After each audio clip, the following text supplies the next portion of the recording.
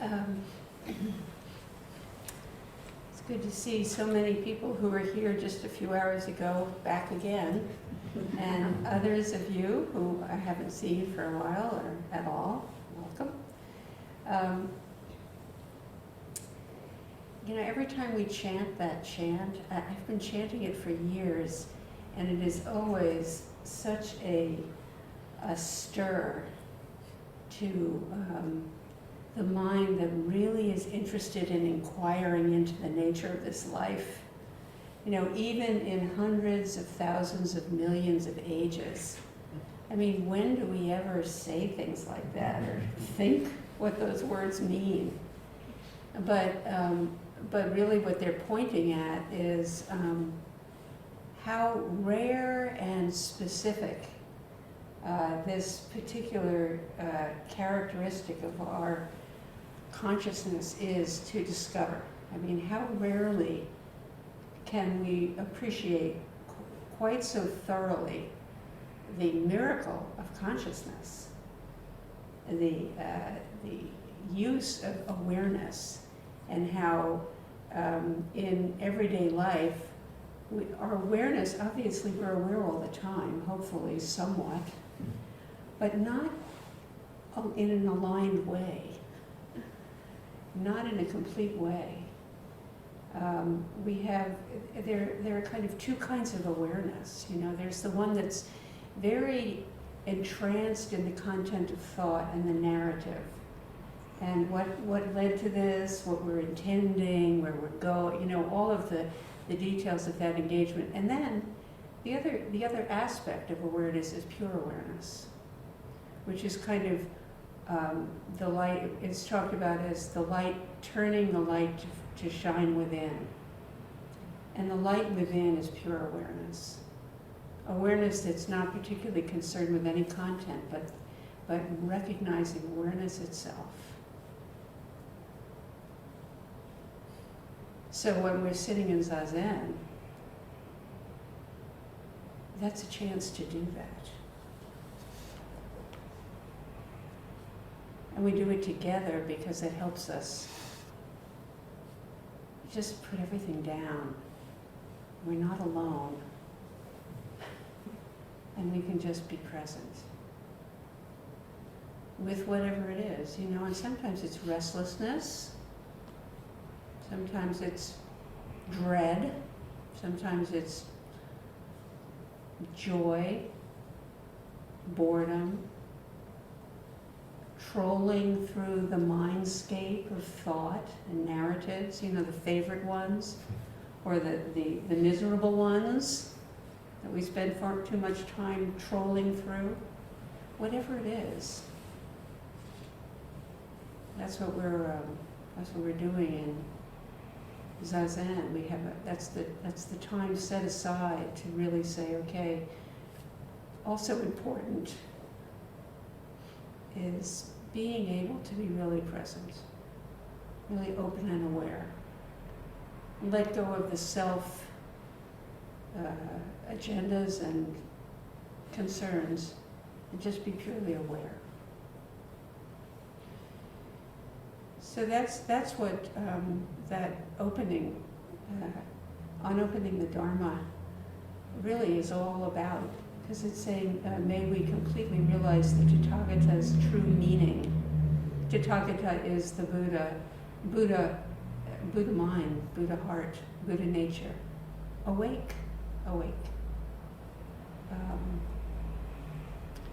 And that's, we talked about what is the meaning of my life. Well, be right here. Here it is. That's not just a thought. It's just the whole existential truth. So we did this dedication ceremony yesterday, and it was quite the do. Very, very celebratory, very joyful. So many of the Sangha really showed up to help put that together and to enjoy it at the time and to help us continue to at the end, so the celebration was the thing itself. But actually the celebration has been all the planning of it, all of the various rehearsals we did in various ways for it. And then afterwards, the cleanup. I mean, this place was transformed. Is the tent still up? The tent is still out there in the back. If you weren't here, you can just kind of peek for the remains of that day, that setting. But what we were doing was we were dedicating the Sangha Jewel Zen Center. And the Sangha Jewel is, there are the three jewels, Buddha, Dharma, and Sangha. And they're kind of labels for different aspects of our life. And they're also the treasure, that make up the treasure of having a human incarnation, a human body. Mostly, the centers call themselves various forms of Buddha and Dharma, very rarely, if at all, beside us. And there may be other Sangha names for centers, but ours certainly is one of the first. To emphasize the Sangha jewel, because without Sangha, which is the community of practice, there is no Buddha. It's like without human beings, there are no Buddhas. And without Dharma, without Sangha, there's no Dharma. There's no one to notice the world as it is. And there's no one to receive the teachings gratefully and delve into them and put them into practice. So there's no, the Buddha passed on his awakening through Mahakasyapa, who really understood what was being transmitted. And then thereafter, millions of people have done that, because it is all of the capacity of a human being to be really sentient, really awake. So we are celebrating that and we're exploring that as the central reference point in all of the Dharma practice that we do together. Buildings and grounds protect the Dharma. And anybody who was with us in the group before we had the center knows what having a center has provided. I mean, our practice has become so much more fully articulatable because we can gather together in a place and develop all different kinds of offerings here. When we were using a place, we had to set up and break down, set up and break down, and there were only certain things we could do, which was meditate. We could just meditate together, which is misleading when you are aspiring to come into the full Buddha way. It's not just meditation, it's every activity. It's every aspect of our life. So we can here do all-night meditation, which we will have another one coming up in the spring. We have all different kinds of longer offerings and activity offerings. We're learning how to apply Dharma to all of the basic activities in our lives. So buildings and grounds protect the Dharma. But the essential practice is up to all of us, each of us. We flesh out and contribute our unique eye to our Dharma practice. And when we are in Sangha, we bear witness for each other and we help each other recognize our own Dharma and recognize when we're trying to do somebody else's Dharma. So that's what we were celebrating yesterday, and that's what we continue to practice with here. Our vow is expressed as Sangha Jewel Zen Center. And now we can really recognize that the three treasures of Buddha, Dharma, and Sangha all arise together. Buddha lives in Sangha and nowhere else. This is where we abide and we stop So let's all abide together in silence right now, just for a moment.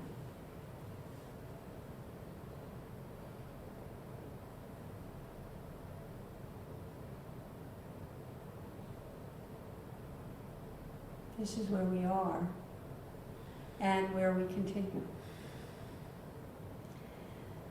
In Sangha, we're all embraced in a vow to be awake.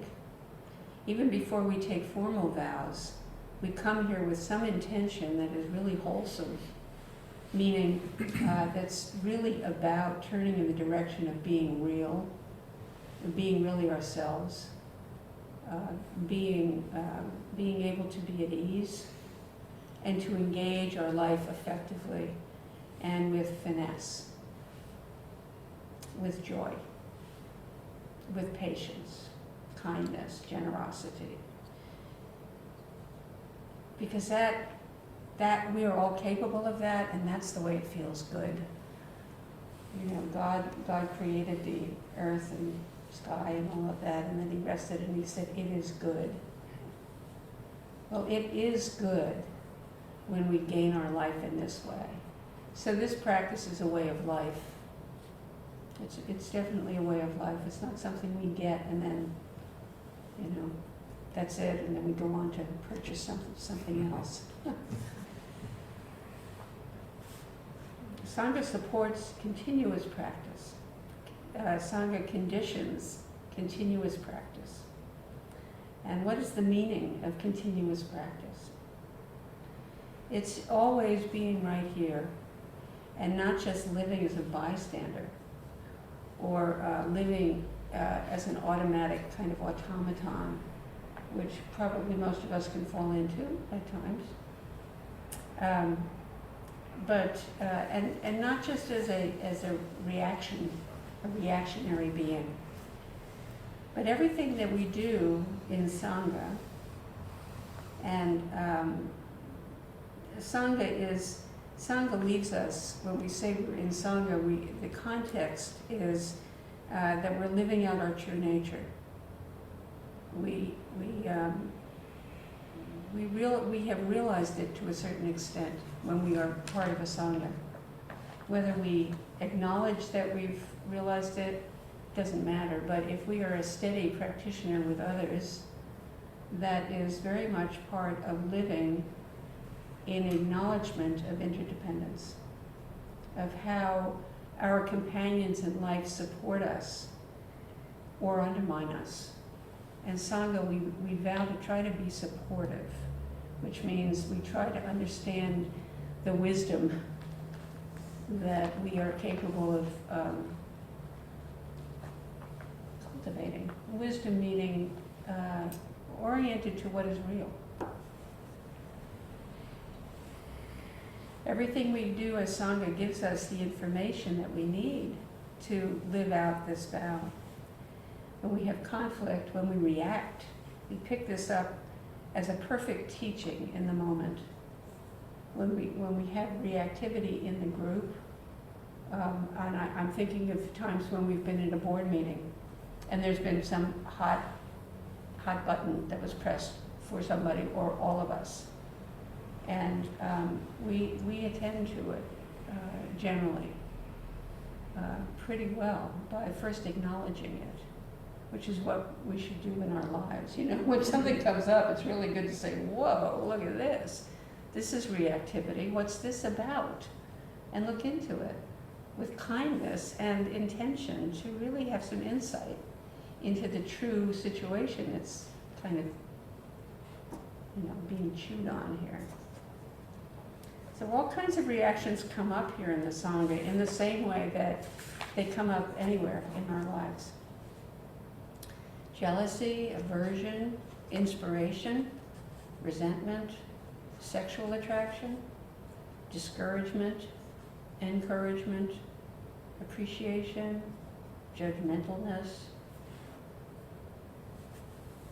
What am I leaving out? What else is there that comes up? Cooperation. Cooperation. Worry. Worry. Competitiveness. Competitiveness. Competitiveness. Yeah. Everything comes up. this is just a microcosm of the world. So here we can notice when it comes up and look into the nature of whatever it is that's coming up and see how the teachings point us back to the very experience to see into it. And these are the ways that we get trapped in delusion and habits, or forgetting to be alive right here and now, freshly and directly, in a connected way, be connected with each other. If we resided in a monastic training context, and yesterday my teachers were here, Chosen and Hogan, and there were a number of the ordained from the monastery that were here, I really wanted to say this particular thing. If we resided in a monastic training center, just such as is at Great Vow, the setting for optimal practice would be provided for us 24/7. It is the training environment, it's a complete commitment. But even there, continuous practice is really a challenge. And I wanted to acknowledge to everybody that, because sometimes we idealize, like, oh, if only I could go to the monastery, I'd really be able to be enlightened, whatever we think is going on. It's no easier there. In some ways, it is, because everybody's about the same thing. Whereas many of us live in a setting where we're surrounded by people who are not about waking up and being present and being kind and generous and all of that. So it's so much more, it's quite challenging then to be in our setting, which is a non-residential community. And it's very demanding. Practice is very demanding. It always is, and it is here. We have the added challenge here of cultivating our capacity for open awareness and ethical living, while at the same time we're constantly reinforcing habits of distraction in the world. And the deep trance of media and the dualistic excitement that it feeds on challenges us to make a choice, always. If we're to choose and manifest awake awareness, openness, kindness, practice, this is all practice, we need each other to be in a strong sangha, a pure land sangha of perpetual vow. That's what we hold at Sangha Jewel and any training center. Functioning through our own bodies, hearts and minds, the Dharma right here as we live into our life. We begin and end with our own experience. The individualistic media world deliberately seeks to occupy every ounce of our attention. And in doing so, it claims us, intrudes on our time and our mental stream, and stamps it in various ways, with whatever the version of reality is in the media portal that we're tuning into or we're hooked on. And it girds our activities and emotional lives in delusion, turning us away from embodied awareness and towards the collective trance, the disembodied virtual world. It's really important to remember as you're watching the news or a show, this is not real. This is not actual, it's virtual.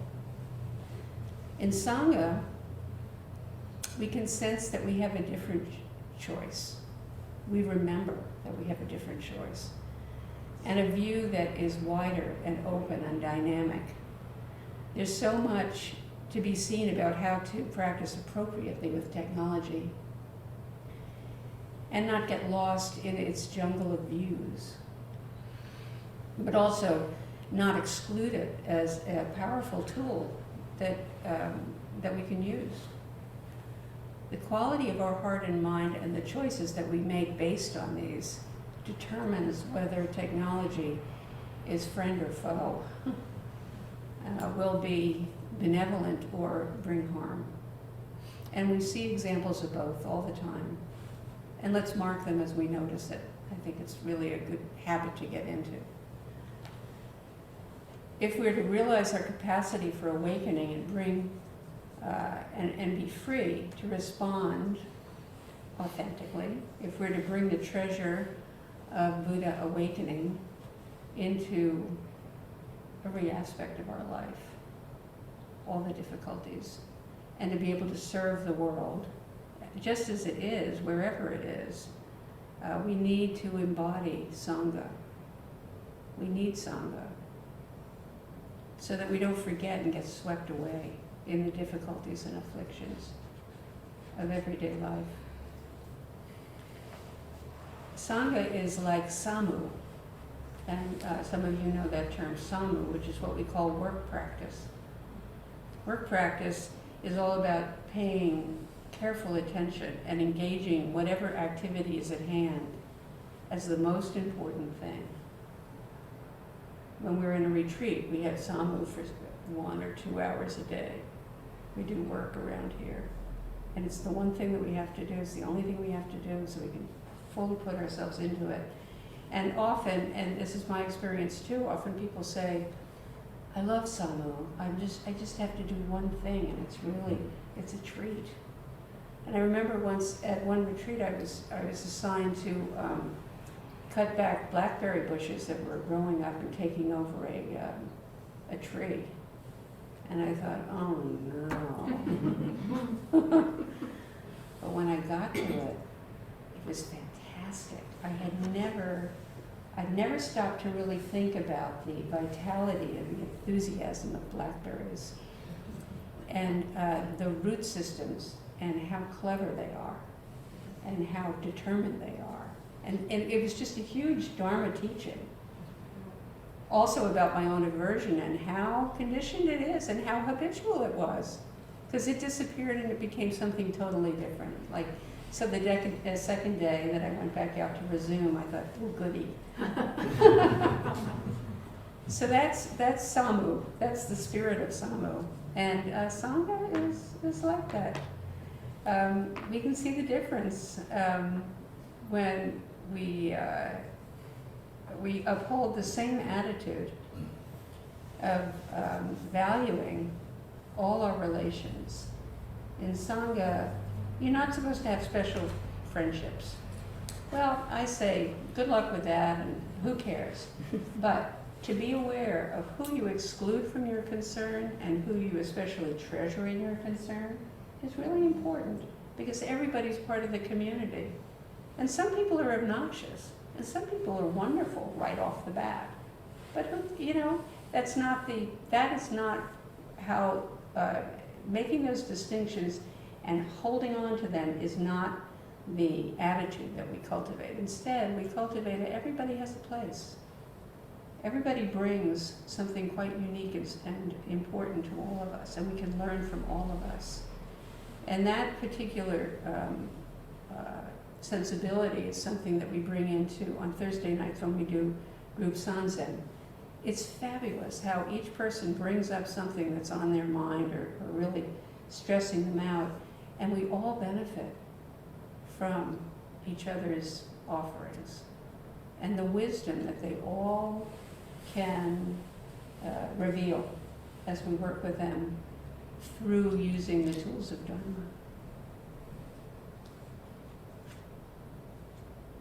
So we learn to be careful rather than careless in our relationships, every which way. It's not just the meditation that reveals the Dharma, but everything, all relationships reveal the Dharma, are the Dharma. Dharma means phenomena, the phenomena of our life. How we treat each other and how we treat the buildings and grounds.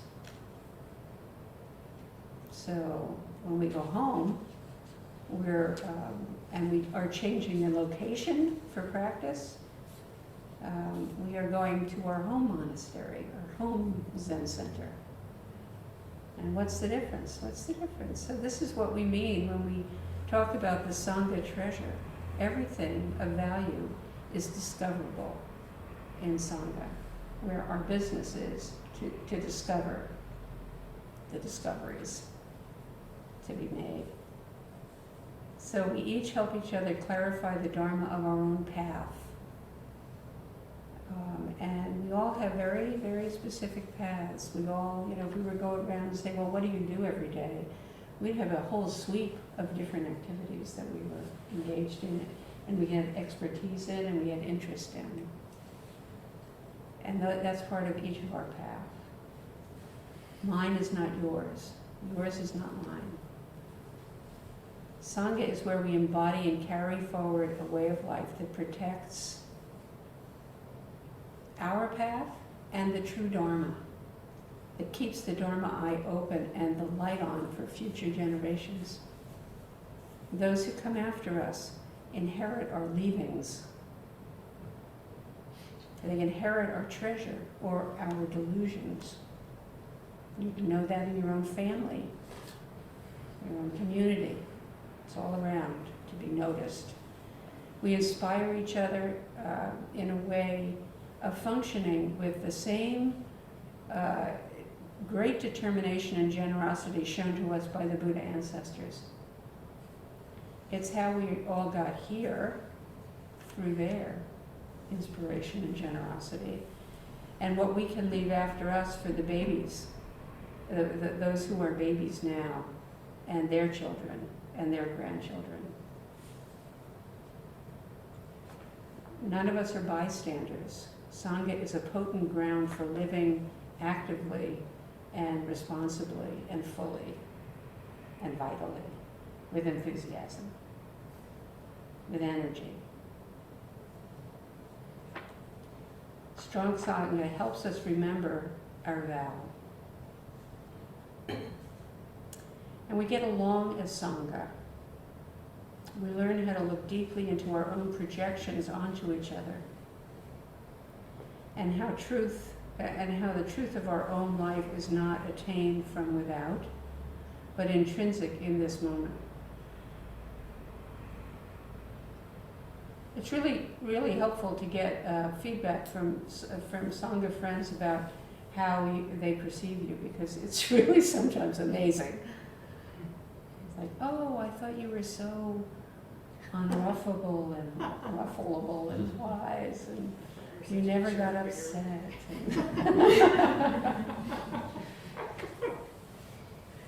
So together we make up the now.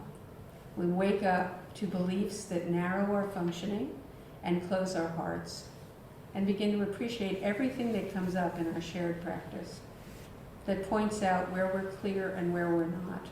And that was beautifully demonstrated as prepared for the ceremony that we went through, and every time we'd make a plan, one or the other, or somebody would say, well, what about this, and what about that? And it's like, yeah, that's right.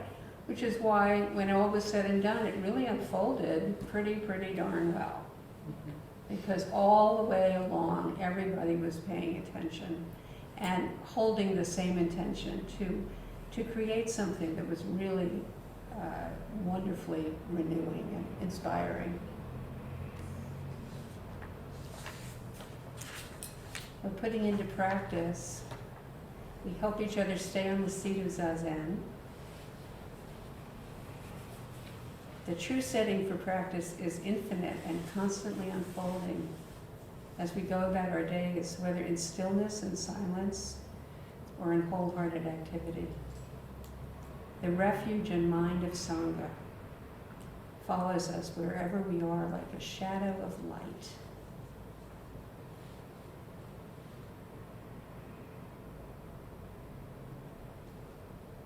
So our job at Sangha Jewel Zen Center is to shine a light on interbeing, the practice of noticing how we interbe with everything, everywhere apparent, and to continue to realize and choose how we live in the conditions of this moment, no matter how much the world has gone to hell.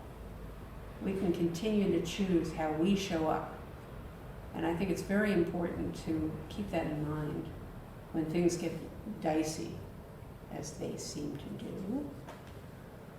To choose a vow-powered life for the sake of all life, to bring your own way of being to wherever you are and whomever you are with, that is personal and kind and patient and loving. So may we all appreciate our gifts and offer them as the work of our life in Sangha, everywhere, all together. Thank you.